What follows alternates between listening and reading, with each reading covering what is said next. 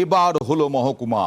2023-এর 12ই October Mamata Bandyopadhyay Dhupguri মহকুমা ঘোষণা করেছিলেন। কিছু আইনি জটিলতা ছিল, আর অভিষেক বন্দ্যোপাধ্যায় ধূপগুড়িতে বিধানসভার উপনির্বাচনের আগেই ঘোষণা করেছিলেন, ধূপগুড়ি প্রতিশ্রুতি দিয়েছিলেন ধূপগুড়ি মহকুমা হওয়ার।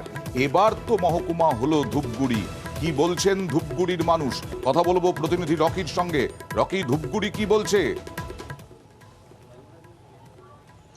তোমাকে বলে রাখতে চাইবো, ধূপগুড়ি বিধানসভা উপনির্বাচনের আগের থেকেই কিন্তু ধূপগুড়িবাসীর একটি বড় আশা এবং দাবি ছিল যে ধূপগুড়িকে মহকুমা করা হোক।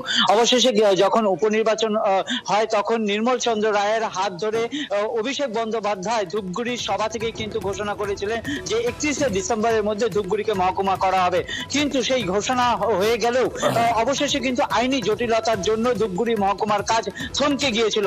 অবশেষে রাজ্য সরকারের হস্তক্ষেপে সেই আইনি জটিলতা কেটে গেল এবং ধূপগুড়ি মহকুমা হলো। আর এই ঘোষণা হওয়ার পরে কিন্তু ধূপগুড়ির যে বিধায়ক নির্মল চন্দ্র রায়, যিনি সাধারণ মানুষের ভোটে জিতেছিলেন, ধূপগুড়িকে মহকুমা করে দেবেন বলে তিনি জানিয়েছিলেন। অবশেষে সেই মহকুমা হওয়ার পর কিন্তু তিনি জানালেন যে আইনি মন্ত্রীর সঙ্গে তিনি ফোনে কথা বলেছেন আর এই কাজ অতি শীঘ্রই শুরু হবে। ধূপগুড়িবাসী কিন্তু রীতিমতো খুশি, সাধুবাদ জানাচ্ছেন সরকারের এই ব্যবস্থাকে এবং ধূপগুড়িকে মহকুমা করার জন্য, কারণ অনেক বেকার মানুষের এখানে কর্মসংস্থান হবে বলে তারা আশা করে রয়েছেন। নিশ্চয়ই পরবর্তী সময়ে আমরা দেখব কি ধূপগুড়ির আরো উন্নতি কি হয়।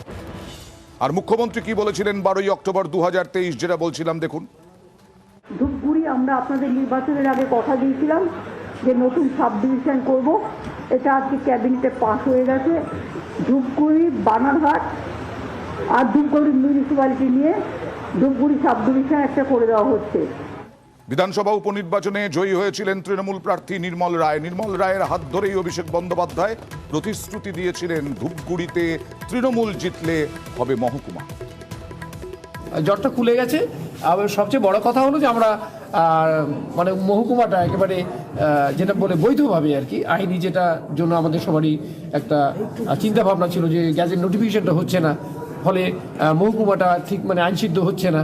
যদিও আমরা জানি যে এর আগেই আমাদের প্রশাসনিকভাবে মহকুমার যে প্রস্তুতি সব কিছু কমপ্লিট হয়ে গেছে, সরকারও সেটা ঘোষণা করে দিয়েছে। আমাদের আইনি জটিলতাটা কেটে গেছে, খুব তাড়াতাড়ি আর কি সরকার নোটিফিকেশনটা জারি করেছে।